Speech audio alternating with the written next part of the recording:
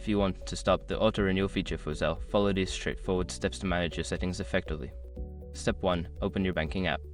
Launch the mobile banking app associated with your Zelle account. Ensure you are logged in with your credentials. Step 2. Navigate to Zelle settings. Look for the Zelle option within your banking app. This is typically found in the Payments or Transfers section. Tap on it to access your Zelle settings. Step 3. Locate Auto Renewal option. Within the Zelle settings, search for the Auto Renewal or Subscription Management section. This may be labeled differently depending on your bank. Step 4. Disable Auto Renewal. Once you find the Auto Renewal option, select it and choose to disable or turn off the feature.